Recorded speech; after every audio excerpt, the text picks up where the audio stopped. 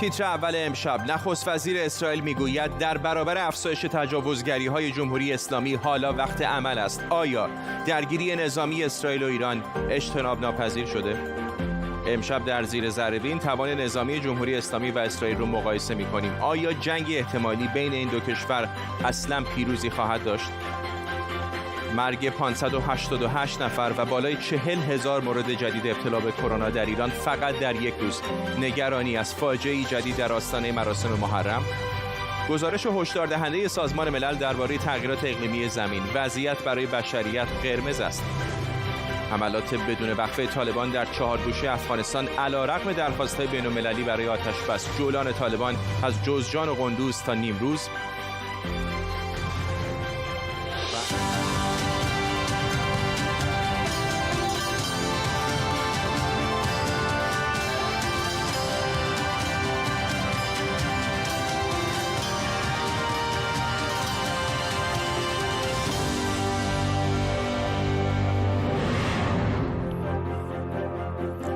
سلام و وقت بخیر. نفتالی بنت نخست وزیر اسرائیل با اشاره به حمله به کشتی مرسر استریت گفته در جبهه‌های متعدد به ایران پاسخ میدیم و در برابر افزایش تجاوزگری‌های جمهوری اسلامی فقط صدور بیانیه کافی نیست و الان وقت عمله. همونطور که قبلا گفتم، حمله به کشتی مرسر استریت کار ایرانه و این کشور بزدلانه سعی میکنه از مسئولیت این حمله شونه خالی کنه.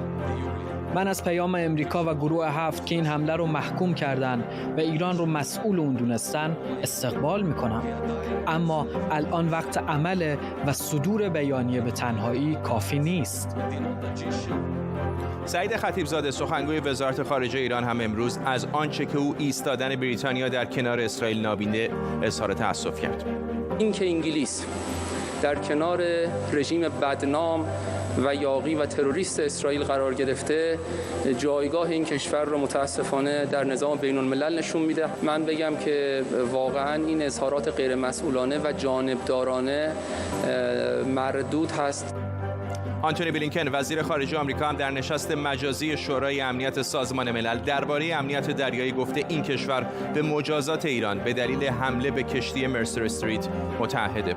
در طول برنامه به کمک تیمی از کارشناسان و خبرنگاران این خبر و خبرهای دیگر رو دنبال می‌کنیم. پیش از همه بریم به اسرائیل. همکارم اشکان صفایی از اورشلیم به ما پیوسته. اشکان، این تنش هر لحظه داره بالاتر میگیره.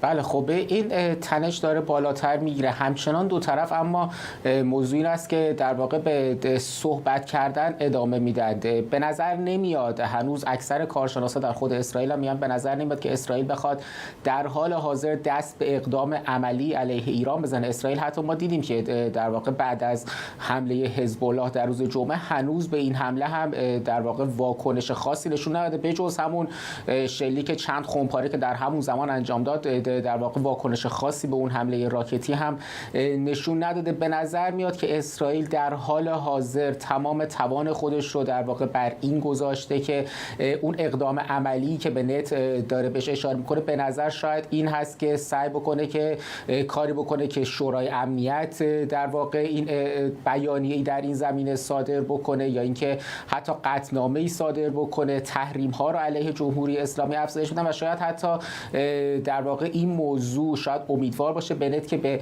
شکست برجام مذاکرات برجام بیانجامه، یا اینکه باعث بشه که در واقع کشورهای غربی این موضوع رو هم در این مذاکرات جا بدن. فقط بنت نبوده که این صحبت‌ها رو کرده. ما دیروز در واقع دیدیم که معاون وزیر خارجه بحرین هم که در اسرائیل بود، بعد از دیدار با وزیر خارجه اسرائیل در هتل کینگ دیوید در همین اورشلیم، او هم به شدت به ایران و به برجام در واقع حمله کرد و در واقع گفت که ما یک خط قرمزی رو می‌بینیم و دست ایران، دست جمهوری اسلامی رو در تمام تنش‌ها و بحران‌های خاورمیانه می‌بینیم و گفت که در واقع برجام هم نه تنها این موضوع رو بهبود نبخشید، بلکه به گفته او حتی این موضوع رو بدتر هم کرد. ممنونم از تو اشکان صفایی، خبرنگار ما در اورشلیم.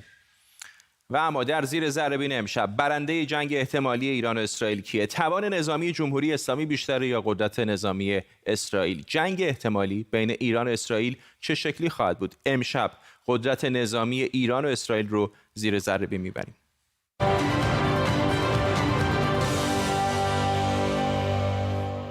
آیا مقایسه نظامی بین جمهوری اسلامی و اسرائیل برنده جنگ نظامی رو در رو میان این دو کشور رو مشخص میکنه و آیا این جنگ احتمالی اصلا پیروزی خواهد داشت؟ قبل از اینکه گمان زنی بیشتری بکنیم بیایید توان نظامی این دو دشمن 40 ساله رو با هم مقایسه کنید. بذارید از پیاده نظام شروع کنیم. خب جمعیت ایران حدوداً 10 برابر اسرائیل و به همین ترتیب ایران 523,000 پرسنل فعال داره، یعنی رتبه 8م جهان، و در مقابل اسرائیل فقط 170,000 نفر داره، یعنی 350,000 نفر کمتر. خب ببینیم وضعیتشون در آسمان چطوره. ایران 516 تا هواپیما و بالگرد داره. وضعیت اسرائیل در آسمان با عدد 595 بهتر از ایرانه. اسرائیل 241 فروند جنگنده داره، ایران با 161 فروند 80 فروند جنگنده کمتر داره. اسرائیل بالگردهای جنگنده بیشتری هم نسبت به جمهوری اسلامی داره.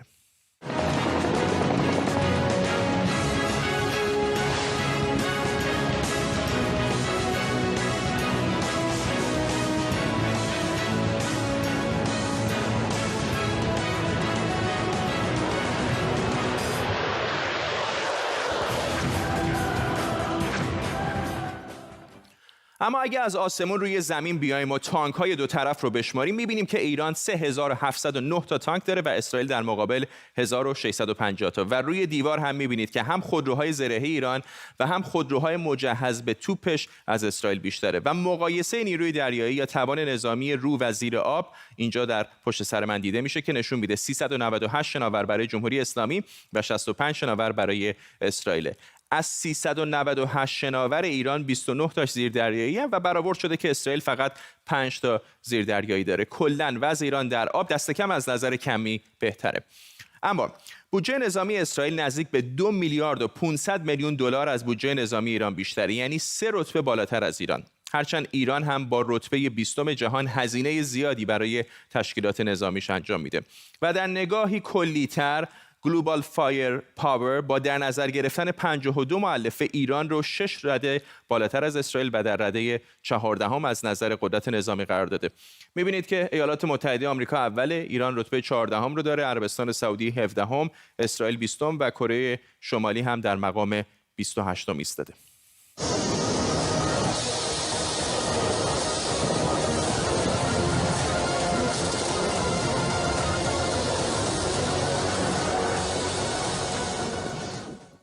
شاید خودتون هم از مقایسه توان نظامی این دو کشور متوجه شده باشید که این رده‌بندی بیشتر بر اساس کمیت تا کیفیت. برای نمونه کوتاه‌ترین فاصله بین ایران و اسرائیل نزدیک به 900 کیلومتره. این یعنی نبرد زمینی و تن به تن از اهمیت کمتری برخورداره. پس شاید نبرد اصلی بر فراز آسمان دو کشور باشه. دیدیم که نیروی هوایی اسرائیل به لحاظ کمی قوی‌تر از ایرانه. اما به لحاظ کیفی چطور؟ این هواپیماهایی هستند که اسرائیل داره و در مقابل این بر سمت راست من هواپیماهایی هست که ایران داره. ناوگان هوایی ایران در مقابل ناوگان هوایی اسرائیل دلخوش به F-14 های قدیمی و میگ های 29 که اصلاً قابل مقایسه با F-15 و F-16 و F-35 های اسرائیلی نیستند.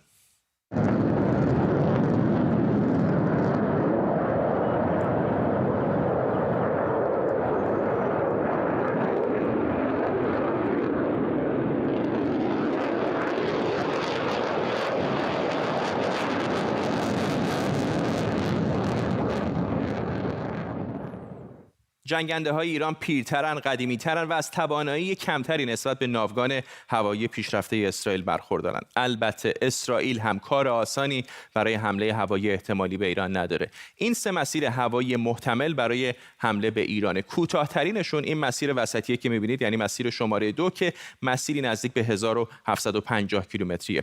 یعنی 3500 کیلومتر رفت و برگشت. حالا برد پروازی هواپیماهای F-35 نزدیک به 3000 کیلومتر، یعنی پیشرفته ترین جت جنگی اسرائیل یا نیاز به سوختگیری در هوا داره و یا کارگزاری مخزن سوخت اضافه.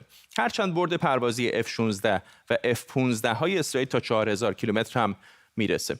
جمهوری اسلامی ایران برای مقابله با حمله هوایی اسرائیل میتونه از موشک‌های S-200 روسی استفاده کنه و برای اهداف در ارتفاع پایین‌تر هم از سیستم‌های تور M1. این تور M1 همون موشکیه که هواپیمای اوکراینی رو باهاش ساقط کردن. اما شاید آنچه جمهوری اسلامی در 3 دهه گذشته بیشتر روی اون سرمایه‌گذاری کرده سیستم‌های موشکیش باشه. در بین موشک‌های عملیاتی جمهوری اسلامی شهاب 3 با برد 1300 کیلومتر میتونه اسرائیل رو هدف قرار بده. البته اگر موشک‌های ساخت سپاه از گنبد آهنین اسرائیل رد بشن.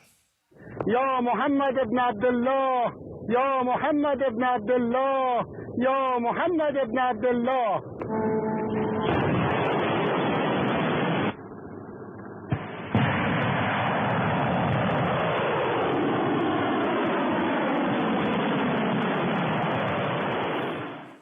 در مقام مقایسه باید گفت نه تنها سیستم دفاعی اسرائیل در برابر راکت‌ها و موشک‌ها پیشرفته تره، بلکه موشک‌های اسرائیلی هم برد بسیار بیشتری نسبت به موشک‌های ایران دارن. موشک‌های ژریکو 2 و 3 اسرائیل با برد 1500 و 4000 کیلومتر میتونن هر جای ایران رو هدف قرار بدن. بعید جنگ بین جمهوری اسلامی ایران و اسرائیل جنگی سنتی بین تانک‌ها و پیاده نظام‌ها باشه. این جنگ بیشتر در فضای سایبری، هک کردن سیستم‌های دفاعی و جنگ موشک‌ها، هواپیماها و پهپادها خواهد بود. همین چند روز پیش وزیر دفاع اسرائیل در واکنش به حمله به کشتی مرسر استریت گفته که زمان عمل فرا رسیده. باید به اقدامات نظامی دست زد. آیا این حرف‌ها و تهدیدها رجزخونی بین دو دشمن دیرینه است یا شمارش معکوس برای جنگ ایران و اسرائیل شروع شده؟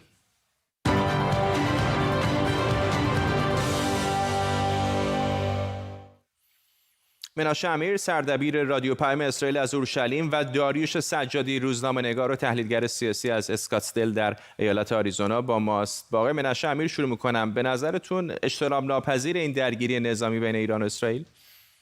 نه، کاملا میشه جلوگیری کرد. به هیچ وجه اسرائیل در حال حاضر خیال جنگ با ایران رو نداره. اسرائیل آخه حرفایی که مقامات اسرائیلی میزنن یه سوال دیگری نشون میده. بله دقیقاً. اونها میخوان فشار بین المللی ایجاد بکنن در این مرحله که پرونده ایران در شورای امنیت و در این ساعت قراره که شورای امنیت جلسه دومش رو برای بحث درباره مرسر استریت انجام بده. مسلماً اسرائیل تهدید میکنه، ولی نه اسرائیل، نه ایران و نه حزب الله لبنان خواهان بروز جنگ نیستند. جنگ هزینه بسیار سنگینی داره. اصلا نمیشه گفت کی میبره کی میبازه، هر دو طرف میبازن. این است که اسرائیل اگر هم وارد نبردی با حکومت ایران بشه، تنها هدفش نابود کردن قرارگاه‌های نظامی موشکی و تأسیسات اتمی رژیم و نه بیشتر از این. اسرائیل هرگز در نبردها حملات سعی میکنه که کمترین آسیب جانی به مردم، به شهروندان وارد بشه و بدون شک اگر جنگی بشه هدف در داخل ایران انتخاب خواهد کرد که کمترین هزینه انسانی رو داشته باشه و اسرائیل از بمب اتم استفاده نخواهد کرد. مسلماً خیر، به خاطر اینکه نمیخواد که به جان مردم ایران آسیب برسه. از طرف دیگه اسرائیل یک کشور کوچکه، یک مساحتش 1/80 خاک ایران هست. بنابراین هر موشکی که وارد خاک اسرائیل بشه میتونه آسیب جدی وارد بکنه و این رو اسرائیل به خوبی آگاهی داره. مسئله در این است که آیا عربستان سعودی، امارات عربی متحده، بحرین و دیگر کشورها در این جنگ با اسرائیل همکاری خواهند کرد یا نخواهند کرد؟ این پرسش بسیار مهم است، به خاطر اینکه اگر عربستان حریم هوایی خودش رو در اختیار رفت و بازگشت F-35 اسرائیل قرار بده، انجام این مأموریت بسیار ساده خواهد بود. بله، بذارید همین سوال از آقای سجادی هم میخوام بپرسم. به نظر شما اجتناب ناپذیره یا هرگز همچین اتفاقی نخواهد افتاد؟ بله، اولا سلام دارم خدمتتون. من اول از همه خیلی استقبال میکنم. برای اولین بار ملاحظه کردم یک شخصیت اسرائیلی رسما الان در مصاحبه شما پذیرفتن که اسرائیل سلاح اتمی داره و گفتن استفاده نمیکنه، در حالی که در عضو NPT هم نیست. اما در خصوص پاسخ به سوال شما، من اجتناب ناپذیر نمیدونم این جنگو، به این دلیل که ببینید ارتش الان در آماری که شما دادید خب آمارهای کیفی تسلیحات دو طرف بود، اما سابقه تاریخی اسرائیل نشون داده که در تمام جنگ‌های خودش با ارتش‌های کشورهای عربی، ارتش‌های ملی کشورهای عربی رو بدون استثنا شکست دادن. اما دین در یک نبرد 33 روزه با یک گروه شبه نظامی منسوب به ایران این توفیق نصیبشون نشد. میخوام بگم که پس از این نتیجه میخوام بگم که اون چیزی که در عرصه جنگاوری حرف اول میزنه قبل از تسلیحات، اون اعتقاد ایدئولوژیکی که در پشت نیروهای نظامی ایران نشسته. اما در پاسخ کلی به شما میخوام بگم که همه فعالیت‌های امروز اسرائیل بیشتر از این که ایران رو مخاطب قرار داده باشه آمریکا رو مخاطب قرار داده. چرا؟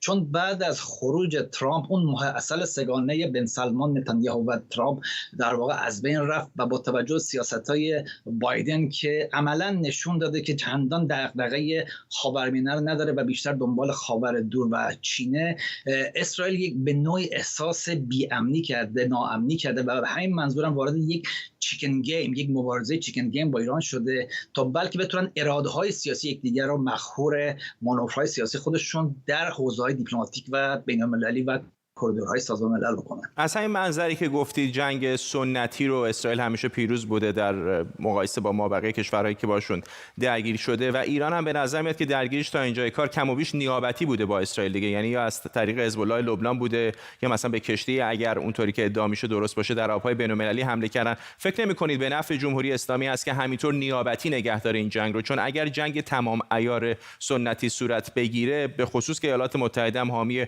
بزرگ اسرائیل هست، که عملیات انتحاری برای ایران خواهد بود. اینطور نیست؟ اساسا جنگ سنتی کلاسیک نمیتونه شکل بگیره با توجه به دوری دو کشور از نظر زمینی به هم دیگه، بنابراین جنگ محتمل جنگ موشکی هم هست و با توجه به اینکه ایران هم مرز اسرائیل شده از طریق گروه‌های نیابتی خودش، من برخلاف شما معتقدم دست بالا رو تو جنگ محتمل در اختیار ایرانه. آقای منشه امیر، شما چه فکر میکنید؟ ببینید، اجازه بدید که یک تجربه تاریخی رو برای مهمان عزیز شما بیان بکنم. ببینید، امپراتوری عثمانی به اتریش حمله کرد و میخواست وین رو بگیره. رفتن پیش سلطان، گفتن که سلطان عزیز، اونها توپخانه دارن، سلاح گرم دارن، ما فقط شمشیر داریم. گفت با اعتقاد و ایمان شمشیر شما در جنگ پیروز خواهید شد. و دیدیم که امپراتوری عثمانی چه سرنوشتی داشت. همین تجربه رو ما در جنگ 8 ساله ایران و عراق شاهد بودیم. رفتن پیش خمینی، گفتن اسلحه نداریم که در برابر صدام بایستیم. گفت با سلاح ایمان این کار رو بکنیم. خیر آقای عزیز، با سلاح ایمان در میدان جنگ نمیشه پیروز شد.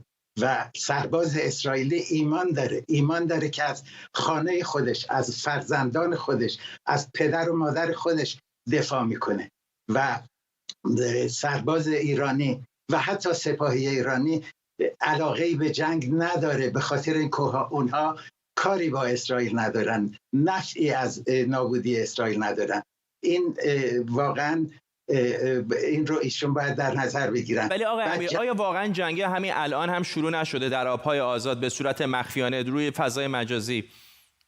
مسلماً جنگ ایران و اسرائیل از 21 سال پیش آغاز شده. از روزی آغاز شده که سازمان‌های اطلاعاتی اسرائیل با جزئیات کامل پی بردند که حکومت ایران چه تأسیساتی رو داره برپا میکنه و چه برنامه‌هایی داره. از اون موقع جنگ شروع شد و مسلماً در 2-3 سال اخیر این جنگ به صورت زمینی در سوریه و لبنان، به صورت دریایی در آبهای دریای عمان و حتی به صورت هوایی ادامه داره. ولی این جنگی است که هر دو طرف نمیخواهند که گسترش پیدا بکنه. دوباره تکرار میکنم، اسرائیل تمایلی به جنگ نداره. اسرائیل نمیخواهد که با ملت ایران روبرو بشه. اسرائیل انتظار داره که جامعه بین المللی و پرزیدنت بایدن و دیگران راهی پیدا بکنن که به برنامه‌های اتمی و موشکی حکومت ایران پایان داده بشه، راهی پیدا بکنن که حکومت ایران آبراهای بین المللی رو تهدید نکنه، راهی پیدا بکنن که دیکتاتوری، خونریزی، فتنه‌گری، جنگ و رویارویی نظامی در منطقه خاورمیانه به پایان برسه، حوثی‌ها اسلحه رو کنار بذارن، حزب الله خلع سلاح بشه، هشت و شعبی در عراق و غیره و غیره و ملت ایران از این مصیبت کبرایی که باش روبرو هست نجات پیدا کنه. آقای سجادی، خیلی کوتاه اگر بفرمایید دستاورد جمهوری اسلامی از این نزاع با اسرائیل تا به الان چه بوده؟ من اول یه اصلاحی بکنم، هم فرمایش شما رو هم فرمایش مهمانتون. شما در مقدمه فرمودین که این خود دشمنی 42 ساله 40 ساله و آقای نشامیران اشاره کردن به جنگی که از 21 سال پیش شروع شد. من میخوام بگم که نه، ابعاد خصومت بین دو کشور حتی برمیگره به زمان سلطنت پهلوی، کما اینکه زمان پهلوی هم بود که ما دیدی علیرغم که مناسبات دو کشور مناسبات حسنه‌ای بود، اما حتی یک فوتبال بین دو تیم ملی ایران و اسرائیل باعث شد که بعد از پیروزی مردم تهران بریزن تو خیابانات، به دفتر هواپیمای اسرائیل حمله کنن و شورای ضد اسرائیل بدن. بنابراین خصومت تاریخیه. حالا وارد بحث تاریخیش نمیخوام بشم، اما در پاسخ به فرمایش شما ببینید، من باز تکرار میکنم، اینجا تمام فعالیتایی که داره اسرائیل میکنه بیشتر فشار گذاشتن روی امریکاست، به دلیل اینکه اون پایگاه خودشون در کاخ سفید از دست دادن. وگرنه نگاه بکنید اسرائیل ید طولایی در نقض قوانین بین‌المللی داره بدون توجه به سازوکارهای بین‌المللی. اسرائیل بود که به نیروگاه اتمی عراق و سوریه بدون مجوز لازم حمله کرد. اسرائیلی که هیچ کدوم از قطعنامه‌های سازمان ملل رو در رابطه با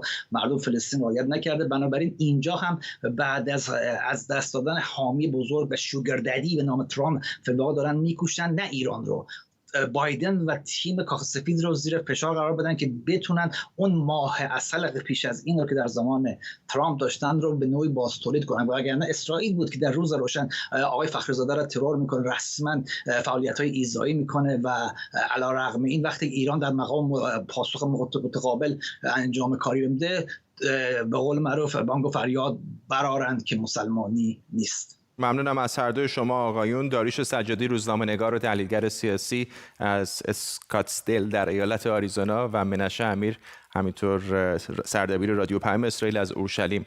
ممنونم از هر دوی شما. تصاویر زنده داریم از نشست خبری سالانه الکساندر لوکاشنکو، رئیس جمهوری بلاروس، که میدونید زیر فشارهای زیادی هست از سال گذشته و از انتخابات جنجالی این کشور. همین ساعتی پیش هم کاخ سفید بیانیه صادر کرد و در اون گفته که سری تحریم‌های جدید بر اساس حکمی که رئیس جمهوری آمریکا جو بایدن امضا کرده علیه الکساندر لوکاشنکو، رئیس جمهوری بلاروس، وضع میشه. این نشست خبری از ساعتی پیش شروع شده و همچنان هم ادامه داره. میدونید که آقای لوکاشنکو به شدت تحت فشار هست. تحریم‌های بین‌المللی هم متوجه شخص و هم متوجه کشورش هست، به خصوص بعد از چند اقدام اخیر او، از جمله فرود آوردن یک هواپیمای مسافری و دستگیری یک روزنامه‌نگار بلاروسی. در اون همین اواخر هم بود که دو مربی بلاروسی به دلیل تلاش برای مجبور کردن یک ورزشکار این کشور به ترک بازی‌های المپیک توکیو مجوز حضورشون در المپیک لغو شد. تصاویر زنده رو می‌بینید از نشست خبری سالانه الکساندر لوکاشنکو، رئیس جمهوری بلاروس. وزارت بهداشت ایران گفته در شبانه روز اخیر 588 نفر دیگه بر اثر ابتلا به کرونا مردن. گفته شده این میزان مرگ فقط در طول یک شبانه روز بیشترین میزان از زمان اعلام رسمی شیوع کرونا از اسفند 1398. با این حال رئیس سازمان نظام پزشکی گفته آمار واقعی کرونا بیش از این هاست. و همینطور گفته آیا کسانی که برای محدود کردن ورود واکسن به ایران بیانیه دادن امروز پاسخگو هستند؟ همه اینها در شرایطی که تا ساعتی دیگه دهه اول محرم هم در ایران شروع میشه. زیر علمت امن‌ترین جای جهانه. این متن توییت علی اکبر رائفی پور در آستانه آغاز دهه محرم و عزاداری‌های این دهه است. علی اکبر رائفی پور در این توییت به رعایت پروتکل‌های بهداشتی کرونا اشاره نکرده یا در اینجا نوشته که من اصلاً اومدم برات مریض بشم. این هم تصویری از محل تجمع احتمالی عزاداران در شهر کنگاور در استان کرمانشاه که افرادی که می‌بینید در حال دیوارنویسی برای آغاز دهه اول محرم. حسین قاضیان، جامعه شناس از واشنگتن دی سی، با مساق قاضیان، حالا این بحث واکسیناسیون و نبود واکسن و اینها در ایران مطرح هست، ولی این جمعیتی هم که قابل توجه هم هست دیگه، حاضرن این ریسک رو بپذیرند، برن در مراسم محرم اینقدر نزدیک به هم شرکت بکنن، چه میگه به ما؟ یعنی چه اتفاقی میفته که در سال 2023 که اینقدر ما اطلاعات بالاخره پزشکی داریم، میدونیم ویروس ها چطوری منتقل میشن، حاضرن یه عده جانشون رو تا این اندازه به خطر بندازن؟ از دو جنبه شاید بشه این موضوع رو توضیح داد. از جنبه متقاضیان، یعنی کسانی که تقاضای چنین مراسمی رو دارن و وارد این مراسم میشن، بهش علاقه‌مندن، عشق و علاقه‌ای دارن، باهاش یک نوع همبستگی عاطفی دارن، خب اونها عشق و علاقهشون احتمالاً بر جنبه‌های منطقی میچربه، یعنی عواطف بر منطق ممکنه غلبه کنه، به علاوه اینکه پشت اون عشق و عواطف یک ایده پرورش داده شده که منطق روبرو رو در واقع خنثی میکنه. یعنی میگه که اینا حرف بی ربط، چنین ویروسی وجود نداره، چنین کارهایی نمیکنه، یا تربت امام حسین یا عشق به امام حسین ممکنه حتی جلوی این ماجرا رو بگیره. این ایده و این فکر وادار میکنه اونها رو که بپذیرن که ورود در این مراسم مشکلی ایجاد نمیکنه. از طرف دیگه جنبه یا سویه به اصطلاح عرضه هم وجود داره در کنار این سویه تقاضا و اون عبارت است از صنعت یا کار و کسب مداحی. مداحی هم مثل هر شغل دیگری یک نوع کسب و کار، توش یک چرخه مالی وجود داره و منزلت اجتماعی مثل هر شغل و حرفه دیگری. یعنی صرف نظر از اون روکش مذهبی و مقدس، میدونیم که تو اونجا افراد درآمدهای کسب میکنن و به علاوه منزلت اجتماعی مرتبط با این شغل رو هم پیدا میکنن. این دوتا اونها رو تبدیل کرده به یک صنف فوق‌العاده قدرتمند که به رهبر دسترسی دارن، به مقامات برجسته دسترسی دارن، توی فرایند فروش به اصطلاح وفاداری و خرید حمایت جا و مرتبه مهمی در این حکومت دارن و به این ترتیب هر دو اینا همدیگر تکمیل میکنن. سپاسگزارم. حسین قاضیان، جامعه شناس از واشنگتن با ما.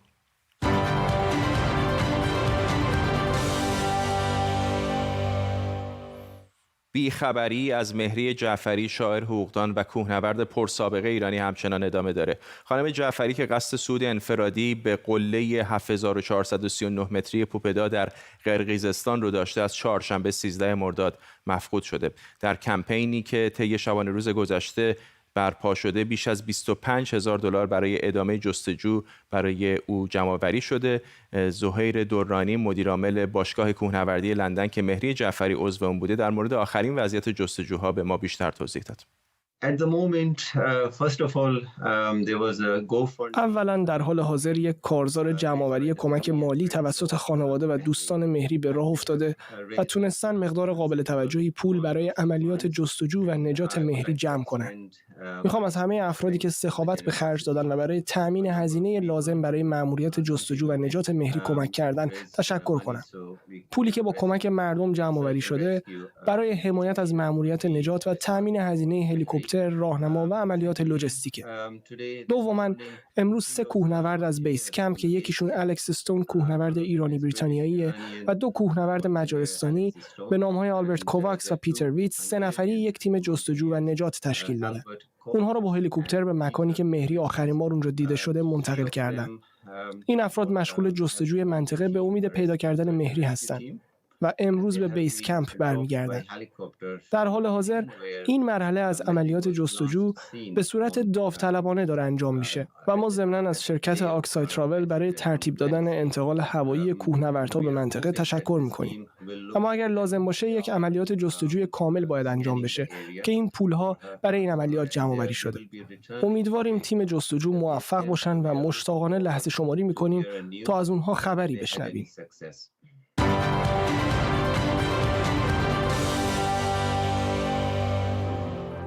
8:28 شب در تهران هست. بیننده تیتر اول هستید. نگاه دوباره به سرخط خبرهای مهم. نفتالی بنت، نخست وزیر اسرائیل، با اشاره به حمله به کشتی مرسر استریت گفته در جبهه‌های متعدد به ایران پاسخ میدیم و در برابر افزایش تجاوزگری جمهوری اسلامی فقط صدور بیانیه کافی نیست و الان وقت عمله. با نزدیک شدن محرم و مراسم مربوط به اون، نگرانی‌ها از افزایش شمار کشته‌های کرونا هم بالا گرفته. وزارت بهداشت ایران گفته فقط در شبانه روز اخیر 588 نفر دیگه بر اثر ابتلا به کرونا مردن. آنتونیو گوترش، دبیرکل سازمان ملل متحد، هشدار داده استفاده از سوخت‌های فسیلی در حال نابود کردن زمینه. او گفته که گزارش جدید سازمان ملل ناقوس مرگ استفاده از زغالسنگ و نفت و گاز. و ادامه پیشروی‌های طالبان در سراسر افغانستان علیرغم درخواست‌های متعدد جهانی برای آتش‌بس.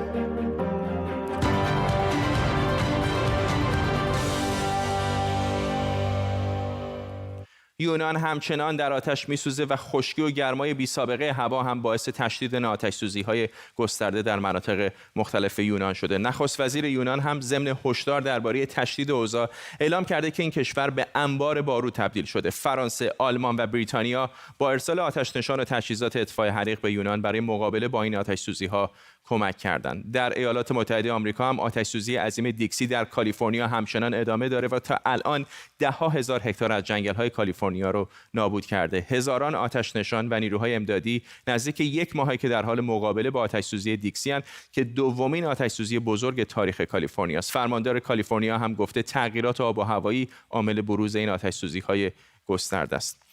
و خیلی از کارشناسان این آتش‌سوزی‌های گسترده، سیل‌ها و خشکسالی‌ها در نقاط مختلف دنیا رو ناشی از گرمایش زمین و تغییرات اقلیمی می‌دونن. امروز گزارش هیئت بین دولتی تغییرات اقلیمی سازمان ملل متحد منتشر شده که تأکیدیه بر همین موضوع. این گزارش دقیق‌ترین گزارش و بررسی علمی آب و هوای کره زمینه که تا حالا انجام شده. آنتونیو گوترش دبیر کل سازمان ملل گفته این گزارش آژیر قرمزیه برای بشریت. منصور سهرابی، پژوهشگر اکولوژی از شهر کیل در آلمان، با ماساق سهرابی چه میگه این گزارش؟ ببینید، ما در وضعیت بسیار بحرانی به سر میبریم. دمای زمین داره به شدت افزایش پیدا میکنه. اگر این افزایش ادامه داشته باشد طبعا یخهای قطب ذوب خواهند شد، سطح آب دریاها بالا خواهد اومد، بسیاری از شهرهایی مثل روتردام زیر آب خواهند رفت، نیویورک با مشکل مواجه خواهد شد، آبهای شیرین و شور با هم دیگر مخلوط خواهند شد. در بسیاری از مناطق ما میبینیم که خشکی شدت بیشتری خواهد یافت، در مناطق دیگر سیل رو خواهیم دید. در بسیاری از جاها این تغییرات سبب میشه که فضا برای موجودات جدید مثل پاندمی های جدید، ناقلین عوض خواهند شد، ویروس های جدید رو شاهد خواهیم بود. نهایتا اینکه بشریت با مشکل بسیار بسیار زیادی مواجه خواهد شد، کشاورزی تغییر پیدا خواهد کرد. سرزمین هایی در روسیه و کانادا ممکن است شرایط بهتری برای کشاورزی داشته باشند در آینده، منتها در مدار 45 درجه جاهایی که ایران و کشورهای دیگه‌ای که در این مدار و زیر این مدار زندگی می‌کنند بحران بسیار بسیار شدید خواهد بود. جنگل‌ها در آتش خواهند سوخت. آنچه که ما تصویر داریم برای آینده تصویر بسیار بسیار سیاهی است که ممکن است زندگی بشریت در کره زمین رو با مشکل مواجه کنه. ممنونم از شما. منصور سهرابی، پژوهشگر اکولوژی از شهر کیل در آلمان. امروز 76مین سالگرد حمله اتمی آمریکا به شهر ناکازاکی در ژاپن، دومین و آخرین باری که آمریکا با بمب‌های اتمیش به یک کشور خارجی حمله کرد. اما جدای از حمله، آمریکا از اون موقع سلاح‌های هسته‌ایش رو در چندین کشور خارجی دیگه مستقر کرده. با پایان جنگ جهانی دوم کشورهای اروپایی بیش از هر چیز نگران تهاجم اتحاد جماهیر شوروی بودند که روز به روز داشت قدرتمندتر میشد. به همین دلیل اروپایی‌ها نیاز داشتند آمریکایی‌ها بمونن و از اونها در برابر شوروی محافظت کنند. امیدواری اروپایی‌ها این بود که سربازهای آمریکایی با هر تعدادی هم که شده حضور داشته باشند و راه ارتش سرخ رو سد کنند. از طرف دیگه آمریکایی‌ها امیدوار بودند اروپایی‌ها اونقدر نیرومند بشن که بتونن از خودشون در مقابل شوروی دفاع کنند. ماجرا چند سالی به همین شکل ادامه پیدا کرد تا اینکه بالاخره با تولید سلاح‌های هسته‌ای وضعیت عوض شد. ایالات متحده آمریکا در سال 1954 برای اولین بار سلاح‌های هسته‌ایش رو در پایگاهی اینجا در بریتانیا مستقر کرد. سیاست ساختن چتر هسته‌ای برای اروپا در زمان ریاست جمهوری آیزنهاور به اجرا درآمد و تسلیحات هسته‌ای آمریکا در خاک چندین کشور دیگه عضو ناتو هم مستقر شدند. در 6 پایگاه در 5 کشور: ایتالیا، ترکیه، هلند، آلمان و بلژیک. البته نه کشورهای میزبان و نه ایالات متحده آمریکا خودشون هیچ وقت اطلاعات دقیقی درباره تعداد و نوع این سلاح‌ها ارائه نکردند، اما گزارش‌ها و گمانه‌زنی‌های زیادی در این باره منتشر شده. بریم به بلژیک. در بلژیک، کشوری که گفته میشه میزبان 10 تا 20 سلاح هسته‌ای آمریکاست، این بمب‌های اتمی از نوع B61 و در یک پایگاه هوایی نگهداری میشن و قابلیت پرتاب به وسیله جنگنده‌های F-16 رو دارن. آلمان هم مثل بلژیک میزبان 10 تا 20 سلاح هسته‌ای آمریکاییه و یک اسکادران ویژه از جنگنده‌های بمب‌افکن آلمانی مجهز به این بمب‌ها هستند. هلند هم در میزبانی این کشورها مثل بلژیک و آلمان میزبان 10 تا 20 سلاح هسته‌ای دیگه است. اما ایتالیا میزبان حدود 50 تا 70 تا از این سلاح‌هاست که در 2 پایگاه مستقر شدند. در یک پایگاه حدود 50 تا و در پایگاه دیگه بین 10 تا 20 تا. و کشور آخر یعنی ترکیه هم مثل ایتالیا میزبان 60 تا 70 سلاح هسته‌ای آمریکایی که در پایگاه هوایی اینجلیک نگهداری میشن. هدف اصلی آمریکا از استقرار و نگهداری این سلاح‌ها علاوه بر حفظ برتری جهانیش این بوده که به اروپایی‌ها و کشورهای عضو ناتو اطمینان بده که آمریکا امنیتشون رو تضمین میکنه. اما این سیاست آمریکا خیلی وقتها مورد انتقاد هم قرار گرفته، از همون زمان فروپاشی شوروی و پایان جنگ سرد تا الان که ترکیه در وضعیت سیاسی و جغرافیایی پرتنش و مخاطره آمیزی قرار گرفته.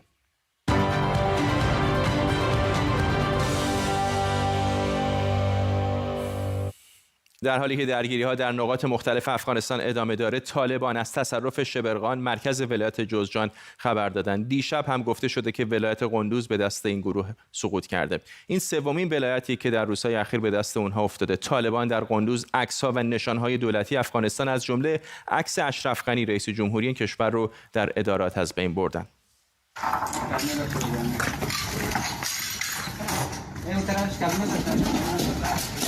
کامرا خراب نکن.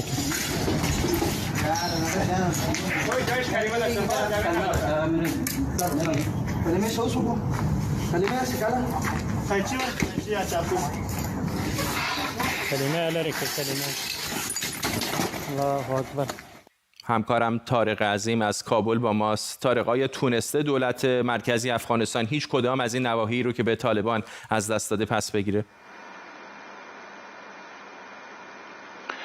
پس از هفته‌ها درگیری سخت، شهر ایبک مرکز ولسوالی سمنگان و دست طالبان سقوط کرده. چند ارتش میگه که جنگ در گوشه‌های شهر ادامه داره، اما شهر به گونه کامل سقوط نکرده. اما شورای ولایتی میگه که تمام شهر طالبان گرفته و اینا عقب نشینی کردن. در بلخ هم صبح امروز از ولسوالی دهدادی در منطقه به نام از ولسوالی دهدادی طالبان عملات را خود را آغاز کردند و قصد داخل شدن به شهر مزار را داشتند، ولی با نیروهای هوایی افغانستان و ارتش با هماهنگی خیزش مردمی مانع پیشروی طالبان شدند. حتی محمد نور والی پیشین بلخ هم از مردم خواست که با نیروهای امنیتی یکجا شوند و گفت که کمربندهای امنیتی ساخته شده. در تخار هم بعد از اینکه طالقان مرکز تخار سقوط کرد، یک ولسوالی بسیار استراتژیک به نام ولسوالی ورسج یاد میشه، این دوباره به تصرف نیروهای امنیتی درآمد. در قندوز هم دولت افغانستان میگه که جنگ داخل شهر ادامه داره و کماندوها برای مهار جنگ به قندوز رفتند. جنگ باعث شده که در یک هفته گذشته حدود 5700 خانواده بیجا شود. وزارت مهاجرین میگه که در یک سال گذشته بیش از 57000 خانواده بیجا شده و این وزارت تنها توانایی تهیه کردن مایحتاج ابتدایی از اینا را فقط برای 15 روز آینده دارن. ممنونم از تو طارق عظیم، همکارم از کابل با ما. این اتفاقها در حالی رخ میده که نیروهای آمریکایی حدود 3 ماهه که در حال خروج از افغانستانند. روزنامه نیویورک تایمز با انتشار گزارشی نوشته که اگر طالبان پارسال به مراکز ولایت‌ها در شمال افغانستان حمله می‌کرد، با پاسخ نیروهای نظامی آمریکا روبرو می‌شد، اما حالا با خیال راحت جلو میدن. این در حالیه که کاخ سفید میگه جو بایدن از تسلط طالبان بر قندوز مطلع شده، ولی قصد تجدید نظر در سیاست خروج نیروهای آمریکایی از افغانستان رو نداره. ژنرال بازنشسته بریتانیایی ریچارد بارنز که فرمانده ستاد مشترک نیروهای بریتانیا بوده هم گفته خروج نیروهای نظامی خارجی اشتباهی بزرگ بود که آینده افغانستان رو به خطر انداخته. آرش آرامش، کارشناس امنیت ملی و حقوقدان، اینجا در استودیو با ماست. بعد زمانی ایالات متحده افغانستان رو خالی کرد، اینطور نیست؟ تصمیم یه شبه نبوده آقای فرزاد، تصمیم بوده که پارسال همین موقع دولت جمهوری خواه خود آقای ترامپ اون تصمیم رو عملاً عقد کرد و منعقد کرد. تصمیم بود که آقای بایدن اون رو به اجرا در آورد. این تصمیم یک طرفه نبود. ما میتونیم صحبت بکنیم و بگیم آیا خروج از افغانستان امری حسنه بوده یا خیر، امری بوده خلاف واقعیت‌های میدانی. سیاسی نیست، از نظر نظامی و موقعیت فعلی افغانستان دارم میگم بعد زمانی حالا کاری که اینکه آقای ترامپ کرد یا بایدن رو ندارم. اگر هدف حفظ حکومت افغانستان و جلوگیری از سقوط شهرهای افغانستان به دست طالبان بوده، خب بعد نیروهای نظامی رو نگه می‌داشتن. اما اگر هدف یک ساختن کشور یا ساختن زیرساخت‌های افغانستان بود، ما الان اونجا 20 سال هستیم. از اکتبر سال 2001، یعنی از اولین گروه نیروهای ویژه از تیپ 75 رنجر، از تیپ صدیک هوابرد که رفتن اونجا و شروع کردن به علامت گذاری روی درها. شما اگه میدونید در بسیاری از شهرهای افغانستان به غیر از هرات، شهرها خیابان‌ها اسم ندارن یا اسم داشته باشن پلاک نیست. بعد همه رو به قول معروف علامت گذاری بصری میکردن و عرضم به حضور شما این مسئله یک جای مشکل ساز میشه به خاطر اینکه از لحاظ ساختار و زیرساخت خود افغانستان به غیر از بعضی شهر مثل حالا کابل یا مثل جلال آباد در ننگرهار یا مثلا بگیم مزار شریف یا هرات، شما اگر برید در مناطق دیگری که بسیار اکثریت پشتون نشینن، حتی همون ولایت ننگرهار یا در قندهار یا در بدخشان یا در مناطق دیگه‌ای که شاید اکثریت پشتون نشین نیستن اما مناطقی هستن محروم‌تر، شما دو مشکل رو خواهید داشت. یکم فساد عجیب و غریب و افسار گسیخته در سیستم حاکم افغانستان مسئله دوم، بسیاری از مردم سمپاتی دارن با طالبان. این رو من گفتم و بسیاری هم این واقعیتی که کمتر اتفاقا بشه سمپاتی دارن. حالا میخواد سمپاتی قومی باشد به خاطر پشتونها، یا سمپاتی فرهنگی، یا سمپاتی ضد فسادی. در اصل در توحش طالبان شکی نیست. اما این هم در نظر داشته باشید، ما مثلا در سال قبل زمانی که آقای حامد کرزای رئیس جمهور افغانستان بود، اون موقع به اصطلاح در پایگاه‌های نظامی امریکا به ایشون میگفتن شهردار کابل، که به شوخی هم شده بود میگفتن شهردار نصف کابل. یعنی دولت مرکزی نه تنها اون سلطه رو بر مناطق مختلف و ولایات مختلف نداشت، بدتر و بدتر هم شده، فساد بدتر و بدتر هم شده. این رو باید در نظر داشت. حالا امریکا، بنده خودم از کسانی بودم که موافق 100% خروج یک شبه یا خروج تدریجی ایالات متحده از افغانستان نبودم. من اونجا دیدم به چشم که در همین سالهای اخیر به خصوص زنان افغانستان در شهرهای بزرگ دانشگاه رفتن، زنان در به خصوص کابل، به خصوص هرات، مزار شریف، بزرگترین برنده اونها بودن، حتی 1% کوچیک از اون جامعه افغانستان. ولی تا چه اندازه و تا کی ایالات متحده میتوند اونجا زر و خون خرج بکنه، هم موقعی که یکم اونجا واقعا خواستار حضورش نیستن بسیاری از مردم، و دوم فساد گسترده و عدم وجود ساختار و زیرساخت در کشوری مثل افغانستان، این همه رو عملاً بیهوده تبدیل کرده بود. بازم میخوام یادآوری بکنم که این تصمیم یک شبه آقای بایدن نیست، تصمیمی که سال پیش، حدوداً از 1.5 سال پیش آقای ترامپ رئیس جمهور جمهوری‌خواه ایالات متحده گرفته بود و بایدن اون رو داره عملاً اعمال میکنه. ولی هر دو حزب و ملت آمریکا مایل نیستن که ایالات متحده در کشوری مثل افغانستان که برای اون یک راهبرد امنیتی و منافع طولانی مدت نداره بمونن. ولی برمیگردیم به سال اول، مگر همین کار رو در دهه 90 نکردیم؟ مگر همین جا خالی رو ندادیم به گسترش طالبان و به سقوط کابل انجام میده؟ بعد از اون هم شدن مأمنی برای گروه‌های تروریستی و بعد از اون هم 11 سپتامبر 2001. ممنونم از شما رشا آرامش، حقوقدان و کارشناس امنیت ملی اینجا در استودیو با ما. به این ترتیب ما هم میرسیم به پایان تیتر اول امشب. کمی دیرتر این برنامه رو میتونید در یوتیوب هم ببینید. تا برنامه بعدی، بدرود.